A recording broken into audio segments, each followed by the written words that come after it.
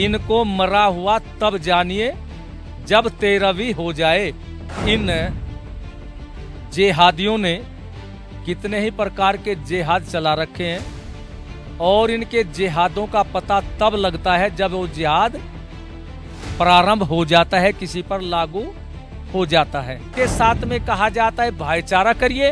वे गौ माता के कातिल हैं, गौ माता का मांस खाते हैं। शामली से एक घटना सामने आया धर्मांतरण का। एक हिंदू परिवार में एक लड़के ने अपना धर्म परिवर्तन कर लिया, मुस्लिम मज़हब को अपना लिया। उसके बाद से लगातार चर्चा होने लगी और इस विषय को नेशनल मुद्दा अब बन चुका है। लगातार इसके बारे में चर्चा हो रही है और इस मुद्दे को सबसे पहले आप तक पहुंचाने में अगर किसी का वीडियो आप सोशल मीडिया पर देख रहे हैं तो महाराज जी, स्वामी यशवीर जी महाराज हमारे साथ में हैं। महाराज जी, बहुत स्वागत आपका सबसे पहले तो अपना समय देने के लिए। ये बताइए कि इस घटना को सबसे पहले तो 4-5 साल से ये घटना थी, अचानक से आपको कैसे पता चला इस घटना को आपने उठाया, उसके बाद से अब नेशनल मुद्दा बन गया है, कैसे इस घटना के बारे में आपको पता चला? देखिए, वैसे तो ये कई वर्षों पहले बताया है लेकिन हमें नहीं मालूम था। हमें तो अभी जानकारी मिली तो हमने इसके विषय में आवाज़ उठाई और आवाज़ उठा करके फिर सभी चैनल वालों को भी जानकारी मिली, भागदौड़ हुई। तो उसके लिए संघर्ष चल रहा है भाई। अपने उस होनहार नौजवान को जो गलत संगत में फंस कर के इस्लाम मजहब में चला गया है, उसको अपने धर्म में ही वापस लाए। तो ये हमारा प्रयत्न चल रहा है। क्या कहना चाहेंगे, क्योंकि आयुष मलिक तो अब लगातार इस्लाम की बात कर रहा है, कह रहा उनके पिताजी भी काफ़ी रो रहे थे, हमने इंटरव्यू उनका किया कि हमारा बेटा हाथ से चला गया है। तो अब कैसे, क्या प्लान है आप लोगों का, कैसे आप इस चीज़ को देख रहे हैं? देखिए भाई, माता पिता की इकलौती संतान है तो उनको दुख होना स्वाभाविक है। अब उनके लिए तो ऐसा हो गया, न तो वो जीवित है न मरे हुए के समान। भाई किसी का बच्चा मर जाए तो ये तो संतुष्टि हो जाएगी भाई, ये प्रभु की व्यवस्था। लेकिन जीते जी वो उनसे अलग हो गया और दूसरे मजहब में हो गया और दूसरे मजहब की संस्कृति, खान पान और रीति रिवाज और पूजा पत्ती भी सब कुछ अलग है। उनका दुखी होना स्वाभाविक है। लेकिन मैं उनके पिताजी देवराज मलिक जी को और उनके पूरे परिवार को और हिंदू समाज को ये विश्वास दिलाता हूं कि उनका बेटा आयुष मलिक शीघ्र ही सनातन धर्म में वापसी करेगा, क्योंकि प्रयत्न चल रहे हैं हमारे भी, समाज के लोगों के भी। और सबसे बड़ी बात यह है कि आयुष मलिक जिस समाज से आता है उस समाज के संबंध में प्राचीन समय से एक कहावत है कि उसका नाम लेकर के कहते हैं, मैं नाम नहीं लूंगा, लेकिन कहावत है कि इनको मरा हुआ तब जानिए जब 13वीं हो जाए। तो अभी समय है, वापिस होगा। और आपके चैनल के माध्यम से मैं ये भी कहना चाहूँगा, आयुष मलिक अकेला नहीं आएगा। इसके साथ शामली और कैराना के कम से कम उस मजहब के 100 लोगों को हम लेकर के आएंगे, उनका सनातन धर्म में घर वापसी करेंगे। और इसके साथ साथ मैं ये भी कहना चाहूँगा आपके चैनल के माध्यम से, जो ये धर्मांतरण और ये तरह तरह के लव जिहाद आदि जो चल रहे हैं उस मजहब वालों के द्वारा, ये इसमें कांग्रेस की देन है। क्योंकि सन 47 में जब मजहब के नाम पर, धर्म के नाम पर इस देश का बंटवारा हुआ तो यहाँ जो ये लोग पाकिस्तानी रखे हैं ये कांग्रेस की देन है। और उस समय 5 करोड़ थे, आज ये 40-45 करोड़ हो चुके हैं। और इस देश के हर विषय में समझिए इनका दखल हो रहा है और ये सिरदर्द इस देश के बन चुके हैं।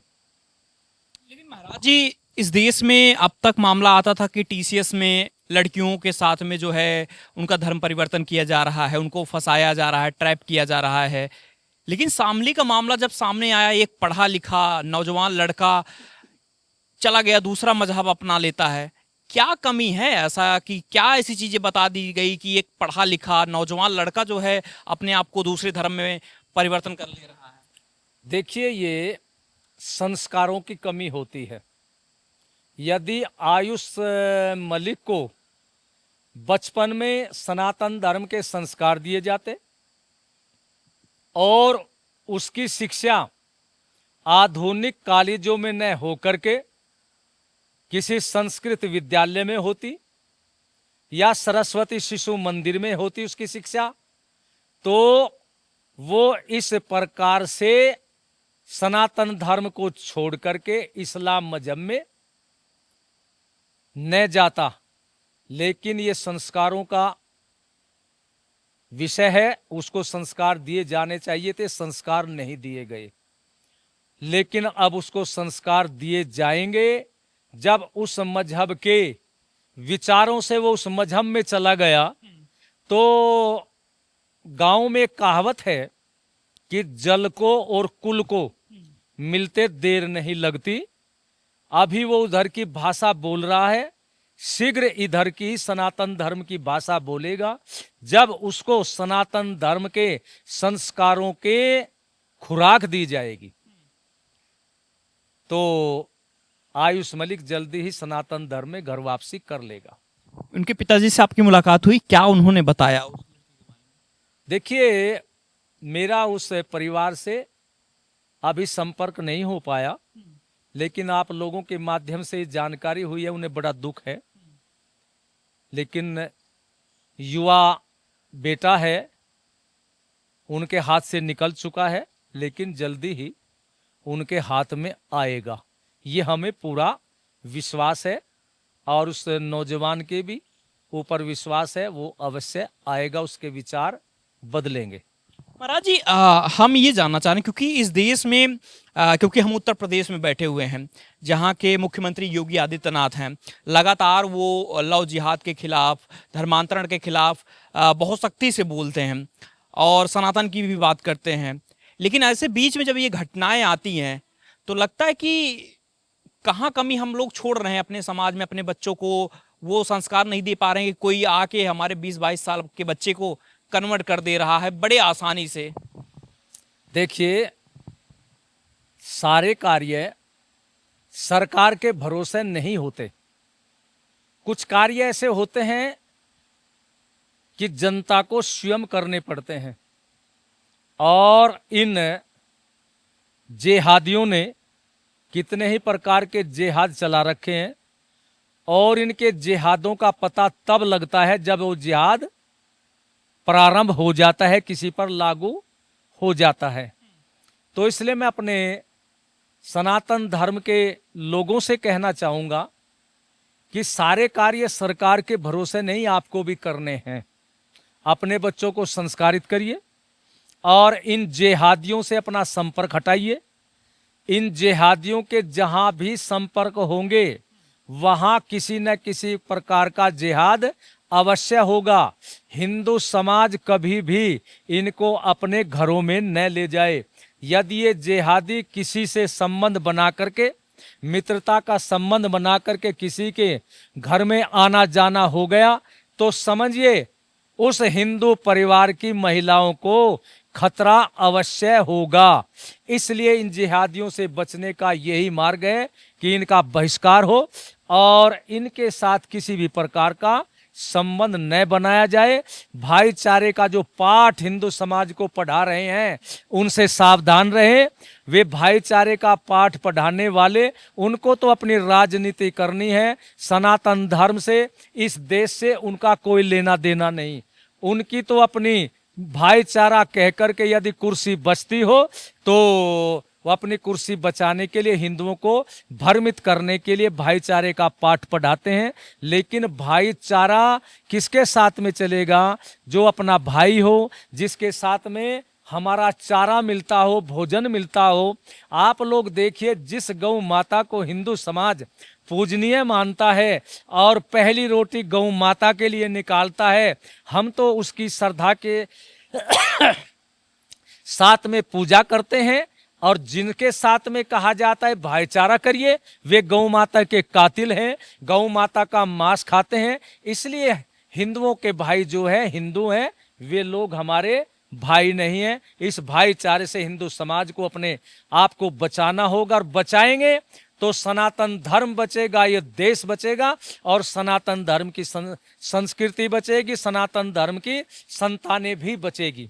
महाराज जी, अब कहेंगे कुछ लोग कि आप भगवा पहने हैं, आप एक मजहब के खिलाफ जो है भड़काने का काम कर रहे हैं। भगवा का काम होता है कि सबको एक करने का, आप भड़काने का काम कर रहे हैं। आपके वस्त्र पे लोग सवाल उठाने लगेंगे कि आपने जो है गेरुआ पहन रखा, लेकिन आप भड़काने का काम कर रहे हैं। देखिए, एक गाना आता है, कुछ तो लोग कहेंगे लोगों का काम है कहना, छोड़ो बेकार की बातें। लेकिन मैं सन्यासी हूं, और जो सन्यासी की तरफ को उंगली उठाएंगे, या तो उनको सन्यासी की परिभाषा नहीं पता, या उनको सन्यासियों में श्रद्धा नहीं है, वो अपने स्वार्थ के वशीभूत होकर के इस तरह की बातें कहते हैं। और जो स्वार्थी होते हैं, हमारे साहित्य में आता है, स्वार्थी दोषम न पश्यति। स्वार्थी आदमी किसी भी कार्य के करने में अपना केवल स्वार्थ देखता है, और उसका स्वार्थ सिद्ध होना चाहिए। लेकिन सन्यासी का एक कर्तव्य है कि समाज के अंदर यदि कोई बुराई आती है, तो सन्यासी को उस बुराई को समाप्त करने के लिए आवाज उठानी चाहिए, वो समाप्त हो या न हो, लेकिन सन्यासी अपने कर्तव्य का पालन करे। समाज में ये बुराई बढ़ रही है, इन बुराइयों को दूर करने के लिए मेरा अपना कर्तव्य है। मैं अपने सन्यास धर्म का पालन करते हुए इन बुराइयों के खिलाफ आवाज उठा रहा हूं।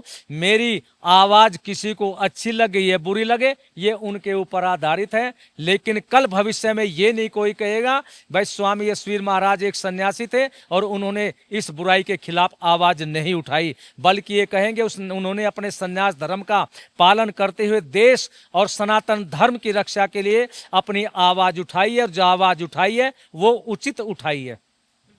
लगातार चर्चा यही हो रही है, और महाराज जी से भी हमारी बात हुई। बहुत शुक्रिया अपना समय देने के लिए। तो जिस तरीके की कहें कि घटनाएं हो रही हैं इस देश में, और महाराज जी ने ये घटना उठाई, तो इसके बाद जो है आयुष मलिक के पिता को भी एक हौसला मिला, और उन्होंने अब समाज के सामने आके, मीडिया के सामने आकर इस बात को जो है रख रहे हैं। बाकी आपकी क्या कुछ राय है?